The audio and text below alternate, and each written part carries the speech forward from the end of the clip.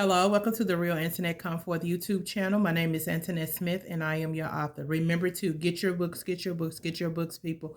They are on sale right now at Barnes & Noble, Amazon, Google, Apple iTunes, Walmart.com, Books A Million, Kobo, Tails, and Indigo, y'all. The Real Internet Come Forth book series is 9 volumes, 4 separate books. You buy the first 3 books, I will give you the 4th book for free. The Behind the Scene book series is 5 separate books. You buy the first 4 books, I will give you the 5th book for free. Each book comes with its own bookmark. Don't forget about my new book release, My Jesus Experience, Our Journey. It also comes with its own bookmark. All of my books are available in paperback and digital version. If you get copies of my books, send me notification that you have purchased my products and I will get your loyalty cards and your bookmarks to you. Thank you for your continuous support of my products and watching these videos, sharing these videos. I hope I am being a help and of a support to you. Okay, we are still in the Real Internet Come Forth book series. We are in the final book of this series, y'all. We have completed 8 volumes. We are in the final series of this book, volume number 9. This is the completed series, y'all. So I am so excited. Thank you for staying with me from video 1 to the end. And we still gonna be doing live readings. We just reading different books, but I'm so excited that we are making it through this first book series of 9 volumes. So it is titled The Real Antonette. And it is the woman God created me to be. And this is age 39. So I'm going to do like I always do. I always read the chapters to you. And then I read from a chapter. So I hope y'all have read this completed series. If you have not, get it. Recommend it to your friends, your families, your loved ones, your enemies, and your foes. It's something in here for everybody. Okay? Okay, so these are the chapters. Chapter 1. Over the Outreach Department. Chapter 2, The Pressure and the Tension. Chapter 3, My Process Completed. Chapter 4, My Natural Father Lineage. Chapter 5, Natural Mother Lineage. Chapter 6, My Conception, Traits, and Generational Blessings and Curses. Chapter 7, My Grace Came from God. Chapter 8, The Real Antonette. And chapter 9, bonus chapter. All right. Let me see what I am going to read from.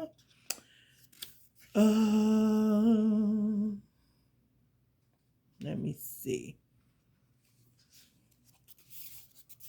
Let's read The Pressure and the Tension. I guess we'll read from chapter 2.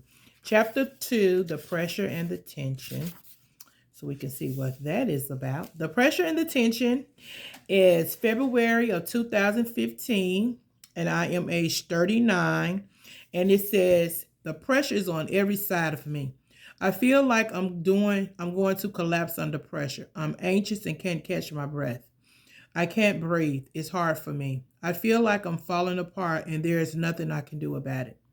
I know I haven't dealt with my son's death or Robert's death properly because I don't have time to grieve. I got to take care of my children and grandbabies. Oh, Lord Jesus, I just need a break, a real break, some real rest. So I had been talking to my old boyfriend. Well, I can't call him an old boyfriend because I had a man. He was a summer fling I had when I was 14 years old. But after 20 years, he contacted me. So I'm going to plan a trip to his house. I told him I needed a vacation. He opened up his doors to me. He lived alone. That's always a plus. I told him, you can continue your daily life. I just need an Italian beef sandwich and a case of water, a bed to sleep in, a corner to pray in, and I'm good. He said, girl, I'm gonna take care of you. I called my brothers and sisters and told them I'll be spending my last day with them before I headed back home. They said, okay, you're welcome to come anytime you need a break.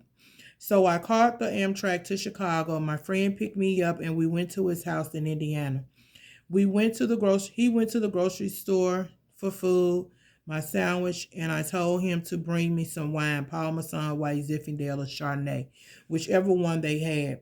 He drank beverage vodka. I said, help yourself. So he returned with the items. We ate and drank and went to bed to sleep. The next morning, he brought me breakfast in bed. He has always been a gentleman, even as a teenager.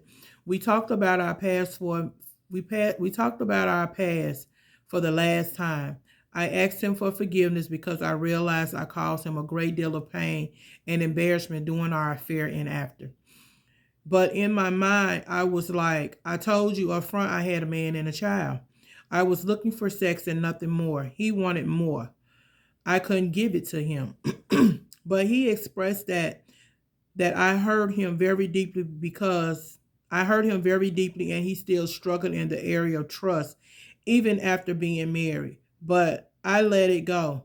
He accepted my apology and we had sex one time during my stay. I realized that we are worlds apart and the thought of a relationship sounded good, but the reality didn't match. My heart was to live for God and his heart was far from him. No love lost there. I stayed my time. My sister and brother-in-law picked me up from his house and we went to Chicago. They said, introduce us to your friend. I did and we left. My brother-in-law said, you don't have no man in Mississippi? I said, no, I need a husband from afar. He said, well, get a boyfriend first, laugh out loud. I spent the day and evening with my siblings. We ate, played cards, talked about our father and his younger days. My father was 52 when I was born, so I don't know him as a young man. I returned home to Mississippi to tragedy. My ex fiance's friend had suddenly died, and the boyfriend of the daughter of my friend's sister had shot and killed the child and the father of the mother and brother and the other sister. I got off the train and went straight to their home to be of comfort. Then I received a call from my pastor. His soon to be ex wife had involved me in a lot of foolishness. I said to myself, I'm barely around these people and I mind my own business. I have my own set of problems that people can't even fathom. Now it's not the time for the foolishness. So I let him know I was not going to track down any lie or anything else. The wind knocked completely out of me. This is March of 2015. I was already struggling to breathe after my son's death, and the wind was not completely out of me. I had been on life support since that day, and now it had been removed. I was dying for sure. The three guys that was charged with my son's death was on trial this week. Now, since his death, I told my ex-husband, my son's father, to handle all the court visits and to follow trial because he stayed in Kankakee, Illinois. My oldest daughter followed everything online and talked to the district attorney for me concerning the guys and our wishes for punishment and our wishes for punishment. I was dealing with the care and safety of my two daughters and my three grandchildren here in Mississippi. We were all working together and doing what we were capable of doing. I couldn't deal with courts and trials. That had never been my strong point of mine. Has never been a strong point of mine. Courthouses and jail visit, my heart can't take it. When someone is sent to prison or jail, I take care of the family that is left behind. That's my strong point. I told my daughter to remind the state's attorney to keep in mind that my son was never coming back. To be lenient on Javon Tucker because he was the only one that told us what really happened to my son. But his own cousin, Curtis and Brandon, declared that it was my son's fault. Javon told us that they were late for work, so the supervisor told them to come back tomorrow night. They were working overnight at Del Monte Canned Goods. Curtis, my son's cousin, had just been out of prison for the second time for a home invasion 3 months ago. He was going with this girl from in Hopkins Park. They drove out there. He found the girl with a boyfriend on yesterday. Curtis and his brother went to the girl's house, jumped on the girl boyfriend, and robbed him. Now nobody in the truck knew this information this night. He just said he was going to see a girl. Curtis got out the truck by himself. The boyfriend came to the door with the shotgun. They began to wrestle over the gun. My son saw them fighting. He got out the truck and the gun went off and hit him in the leg, in the groin area, in his main artery. He yelled, I'm shot. Javon and Brandon hopped out the truck and got him. Curtis ran and got in the driver's seat. The boyfriend called the police and told them the vehicle color and the man had been shot at his house. Now, Hopkins Park is 20 to 25 minutes from the hospital. So they were driving as fast as they could. Javon told us that my son said, take him to his daddy because he's not gonna make it. He was holding my son in his arm and telling him that he was gonna make it. When they entered close to the city limits, the police noticed the truck. Javon said my son was dead when the police saw them. Curtis's cousin was driving, pulled into a old store parking lot, and they all jumped out and ran. They left my son in the truck. The police report said they found a man unresponsive in the back of the truck with two guys fleeing the scene. They called the EMT. They took my son to the hospital. So because Javon told us the truth of the matter, I told them to give him a break. But they tried all of them separate and no one would say who had the gun, including the boyfriend. The police found him 6 months later and charged him too. They all received 20 years, but what took my breath away was when my daughter called me to say, Ma, I hope you're sitting down. I said, I'm at work. Yes, and I am. She said, I just got off the phone with the district attorney, and he wants to know if Dad is our real father. Is he your father of the deceased? I said, yes. He all our daddy. Why? He told her that my ex-husband, my children's father, had been coming to his office every week asking to take it easy on Curtis. He told her he was defending the nephew more than his own son. She was like, what? No, you give Curtis the Mac. He, like my mother said, take it light on Javon because he is the only one that told us what happened. My breath left my body.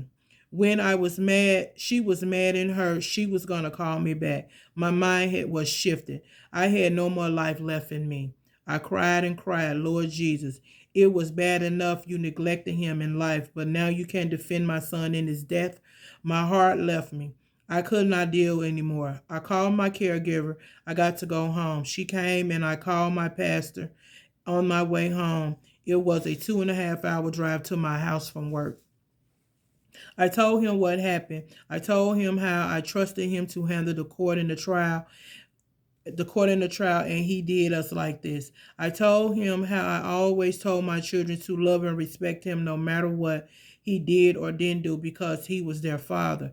How I forgave him for all the things he had done to me, put me through, and never stopped him from seeing his children.